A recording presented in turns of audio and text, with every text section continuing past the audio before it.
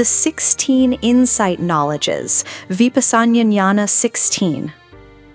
When people talk about insight meditation, many think it's enough to just see that life is impermanent, or that there is no self. But in truth, our minds don't let go of attachment so easily.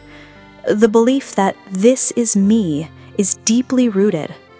That's why the Buddha taught a gradual path, a step-by-step unfolding, so the mind can see reality more and more clearly until it truly lets go. This path is known as the 16 insight knowledges, or Vipassana Jnana 16. It begins with the knowledge of the differentiation between mind and body. We start to see that the body is one thing, and the mind is another. Feelings, memories, thoughts, and awareness, these are distinct components. What once felt like a solid, unified self begins to be seen as a collection of conditioned processes. Next comes the knowledge of conditionality. We begin to see that nothing arises on its own. The mind doesn't feel anger or happiness randomly. It arises due to causes and conditions. Everything we experience is the result of some prior cause, so it can't be a permanent, independent self. Then we develop the knowledge of comprehension, seeing that all these conditioned things, these mental and physical processes, have the marks of existence. They are impermanent, unsatisfactory, and not under control. We stop seeing them through the lens of desire or fear and begin to see them as they truly are. As insight deepens, we reach the knowledge of arising and passing away. Now we don't just know in theory that things arise and pass. Our mind actually sees it happening moment by moment. We see everything arising and fading away. Nothing stays. Soon, we move to the knowledge of dissolution. The mind starts to focus more on the disappearing side of things. We see things breaking down, dissolving clearly. The illusion that anything is stable or lasting begins to shatter. Then comes the knowledge of fearfulness. The mind becomes afraid because everything we used to rely on, every sense of solidity or identity, is falling apart.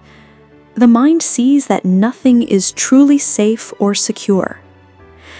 This leads to the knowledge of danger, where we see deeply the danger of clinging to any conditioned thing.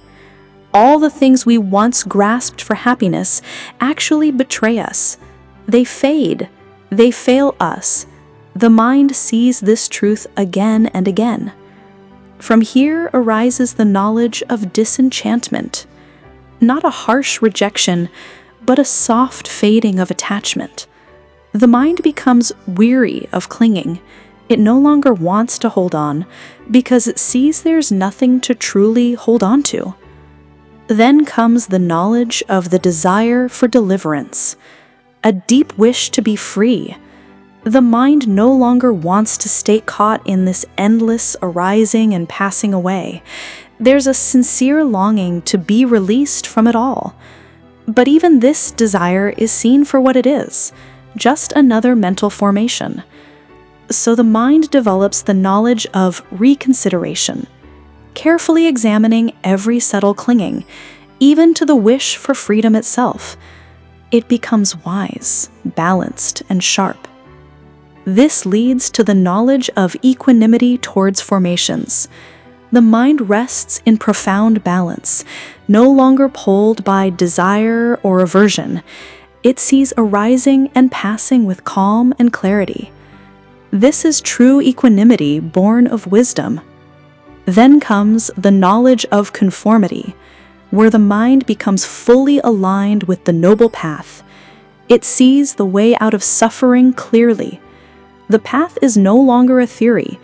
It is something the heart is ready to walk. At this point, the mind enters path knowledge, Magga Jnana, cutting through defilements like a sword slicing a rope. Attachment is severed in real time, according to the level of realization. This is immediately followed by fruition knowledge, phala jnana.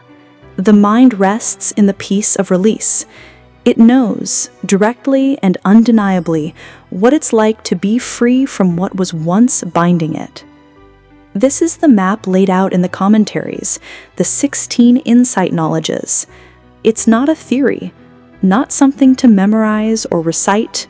It's a lived journey, a gradual peeling away of the illusion of self, layer by layer, until ignorance is uprooted and suffering ends. This is the path walked by the Buddha and all noble disciples, a path not of belief, but of direct seeing. Let us walk it not just with faith, but with deep attention, until we too come to know the freedom beyond clinging.